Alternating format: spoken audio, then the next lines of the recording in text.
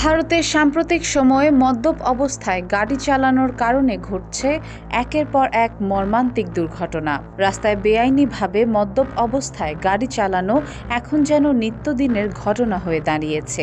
প্রতিদিন দেশের বিভিন্ন প্রান্ত থেকে আসছে দুর্ঘটনার খবর, যার অধিকাংশের পেছনে রয়েছে মদ্যপানের প্রভাব।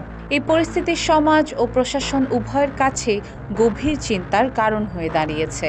জাতীয় অপরাধ রেকর্ড ব্যুরো NCRB এর তথ্য অনুসারে 2023 সালে মোট সড়ক দুর্ঘটনার মধ্যে অন্তত 8 থেকে 10% দুর্ঘটনার সঙ্গে সরাসরি সম্পর্ক ছিল মদ্যপ অবস্থায় চালানোর।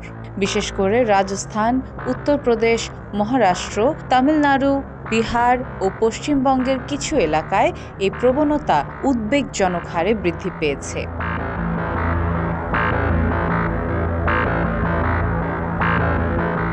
দুর্ভাগ্যজনকভাবে এই দুর্ঘটনাগুলোর শিকার হচ্ছেন পথচারী, সাধারণ যাত্রী বা নিরীহ পরিবারের সদস্যরা। যেমন গত সপ্তাহেই হায়দ্রাবাদে এক 35 বছর বয়সী সফটওয়্যার ইঞ্জিনিয়ার মদ্যপ চালকের গাড়ির ধাক্কায় প্রাণ হারান। দিল্লিতে এক গৃহবধূ তার সন্তানকে নিয়ে রাস্তায় হাঁটার সময় এক দিশাহীন গাড়ির নিচে চাপা পড়েন। এভাবে প্রতিদিনই বহু জীবন অকালেই নিভে যাচ্ছে।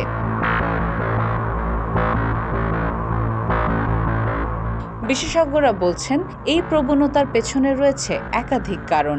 আইনের শিথিল প্রয়োগ, রাতের বেলায় পুলিশি নজরদারির অভাব ও সামাজিক অসচেতনতা। শহরাঞ্চলে কিছু হাই প্রোফাইল ক্লাব বা পানশালার সামনের রাস্তাগুলোতে প্রায়ই দেখা যায় মদ্যপ চালকদের জটলা, অথচ সেসব এলাকায় পুলিশের তৎপরতা প্রায় নেই বললেই চলে।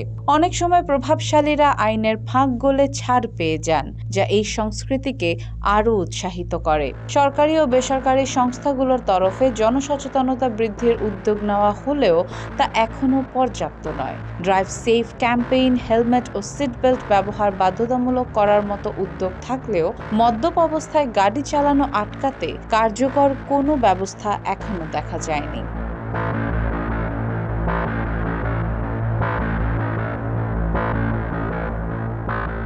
মদ্যপান একান্ত ব্যক্তিগত পছন্দ হলেও তা যদি অন্যের জীবনের জন্য হুমকি হয়ে ওঠে, তাহলে তা শুধু অপরাধ নয়, এক প্রকার সামাজিক কলঙ্ক।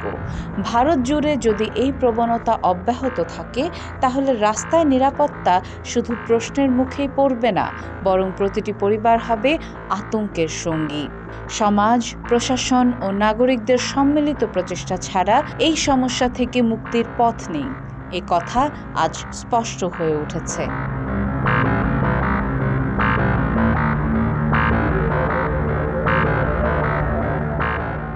Desk report, recap news.